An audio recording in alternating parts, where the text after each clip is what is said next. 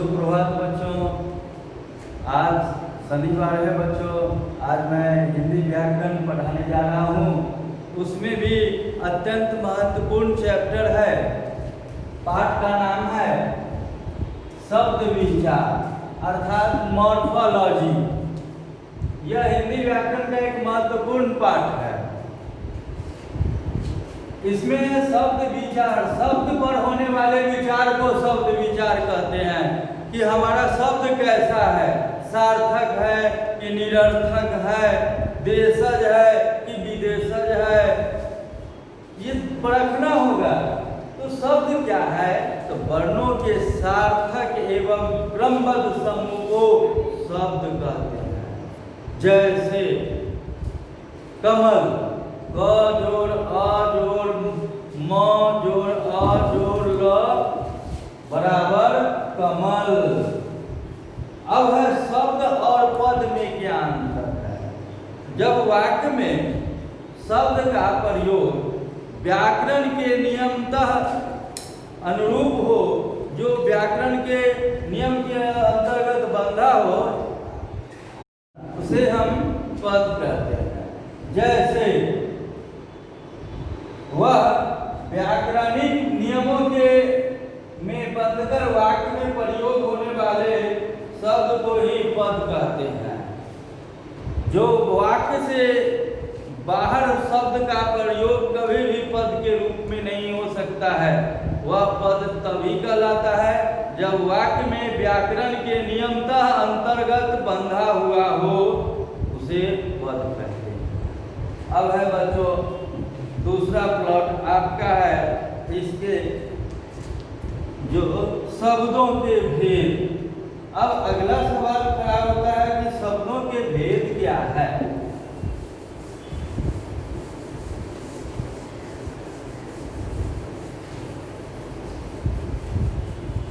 शब्द में शब्दों के कितने भेद हैं? एक है रचना के आधार पर, दूसरा है उत्पत्ति के आधार पर, तीसरा है अर्थ के आधार पर, चौथा है प्रयोग के आधार पर। तो वाक्य शब्दों के भेद इसी प्रकार होते हैं। शब्दों के भेद।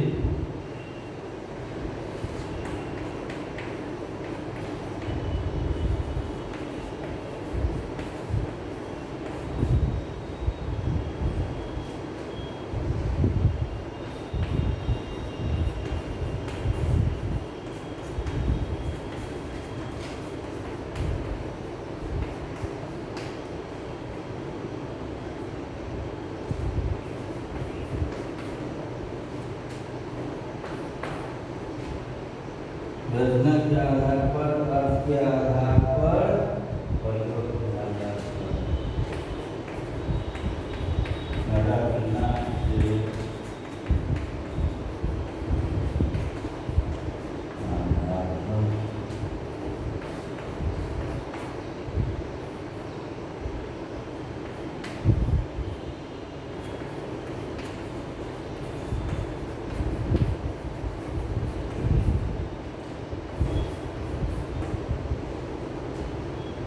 अर्थ के आधार।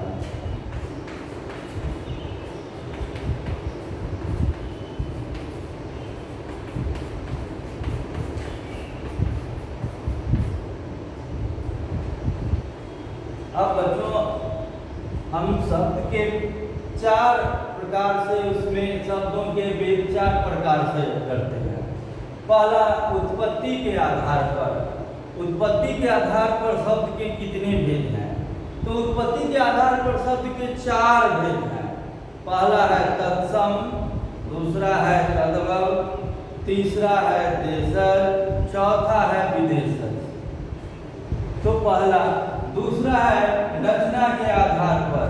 रचना के आधार पर वाक्य के तीन भेद हैं, रूढ़, यौगिक और यौगरूढ़। यही आपका है सवाल। अर्थ के आधार पर शब्द के दो भेद हैं, एक सार्थक और दूसरा निरर्थक। अंत में है आपको प्रयोग के आधार पर शब्द के दो भेद हैं, एक विकारी दूसरा अविकारी। यही शब्द के भेद कहलाते हैं। अब प्रत्येक शब्द के अपने अपने नाम है, स्थान है, उनका प्रयोग है, जो अर्थ के आधार अपने वर्ग में विभक्त हो जाते हैं। तो पहला है ये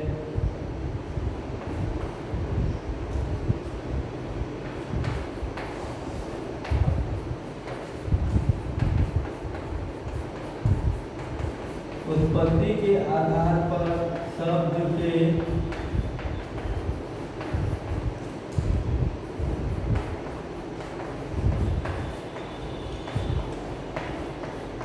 क्या है।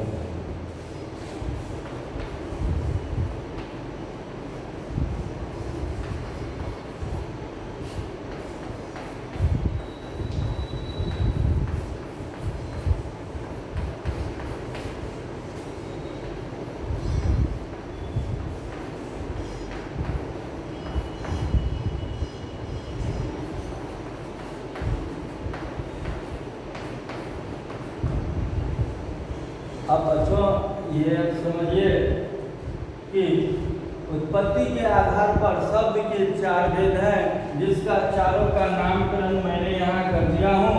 पहला है आपका तत्सम शब्द। तो जिन शब्दों का प्रयोग संस्कृत से हिंदी में किया जाता है उन्हें तत्सम कहते हैं। जैसे अग्नि तत्सम है और उसका तद्भव रूप आग होता है। पुतु जैसे कुपुत्र, तो कपूत सुपुत्र तत्सम है। कहने का अर्थ है तत्सम शब्द संस्कृत के से जो हिंदी में योग्य प्रयोग किए जाते हैं उसे तत्सम कहते हैं। दूसरा है तद्भव। तत्सम के बिगड़े रूप को तद्भव कहते हैं। जैसे अग्नि से आग। देशज शब्द वे शब्द है जो हमारे देश की बोलचाल की भाषा में प्रयोग किया जाता है, जिसका अर्थ हमारे देश की लोकप्रियता और उसके संस्कार का पता चलता है उसकी भाषा से। जैसे अपने देश की भाषा में हम उसको कहते हैं दिनकर। तो दिनकर का जो है सो शाब्दिक अर्थ आ जाता है ईश्वर। दिनकर का मतलब सूर्य भगवान। तो ऐसे शब्द है। तो तक ये है देशज। जैसे खिचड़ी, लोटा, डिबिया, खटिया, लाठी, ये शब्द क्या है? अपने देश की भाषा में प्रयोग किए जाता है। ऐसे शब्द देशज कहलाते हैं। दूसरी बात है विदेशज शब्द। आज हमारे देश में बच्चों जो माहौल है, जो शिक्षा का प्रचार प्रसार हुआ है, इसमें ऐसा कोई जगह नहीं है कि विदेशी शब्द का प्रयोग होता है। जैसे कोई आप लोग स्कूल विदेशी शब्द है। हमारा प्राचीन शब्द है विद्यालय, पाठशाला। तो आज पाठशाला कोई नहीं कहता है, सब स्कूल कहता है, जो कि विदेशी भाषा का प्रचलन हो गया है। तो ये विदेशी शब्द कहलाते हैं। अब इसके आगे आता है बच्चों रचना के आधार पर। रचना के आधार पर शब्द के तीन भेद हैं। एक रूढ़, दूसरा यौगिक, तीसरा योग। तो रूढ़ उन शब्दों को कहते हैं जिसका खंड करने पर कोई अर्थ नहीं निकलता है। जैसे ना को अलग कर दीजिए, क को अलग कर दीजिए तो दोनों का अर्थ नहीं निकलता है। ये रूढ़ है। यौगिक दूसरा होता है जो शब्द खंड करने पर दोनों खंड का अर्थ समान समान निकले उसे यौगिक कहते हैं। जैसे विद्यालय, विद्यालय को अगर तोड़ते हैं तो विद्या जोड़ आलय, तो विद्या का भी अर्थ हुआ विद्या माने ज्ञान, आलय माने जगह स्थान। विद्या ज्ञान आदान प्रदान करने का जगह विद्यालय। यौगिक है। अब योग रूढ़ है तीसरा नंबर। योग रूढ़ उन शब्दों को कहते हैं जो साधारण अर्थ को छोड़कर विशेष अर्थ को भेद करता है।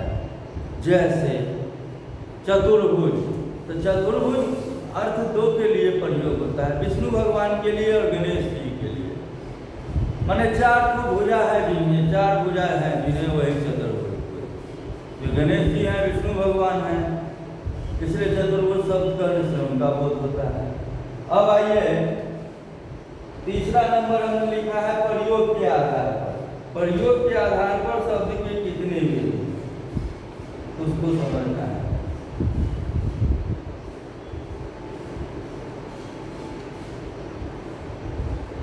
प्रयोग के आधार पर शब्द के दो भेद है, एक विकारी शब्द, दूसरा अविकारी शब्द। विकारी शब्द उनको कहते हैं जिसके लिंग स्वरूप वचन में परिवर्तन होते हैं। अविकारी शब्द उनके कहते हैं जिनको लिंग परिवर्तन, इसमें किसी भी परिस्थिति में परिवर्तन नहीं होता है। उसके बाद है अर्थ के आधार पर। तो अर्थ के आधार पर शब्द के दो भेद हैं, एक है सार्थक, दूसरा है निरर्थक। तो सार्थक शब्द उन शब्दों को कहते हैं जिसका कोई अर्थ निकलता है, जैसे रामायण, ये सार्थक होता है। निरर्थक जिसका कोई अर्थ नहीं हो, निरर्थक शब्द कहते हैं। तो शब्द का ये प्रयोग हो जाता है बच्चों। अब शब्द का पूरा वर्गीकरण है। अब इस शब्द को बढ़िया से आप आगे पढ़ेंगे, इसमें सारा चीज आपको जो है मिल जाएगा। अब पढ़ने के बाद आप इसका प्रश्न आंसर बनाएंगे। प्रश्न आंसर बनाने के बाद जो दिक्कत होगी हम फिर इसका समाधान करेंगे। धन्यवाद बच्चों।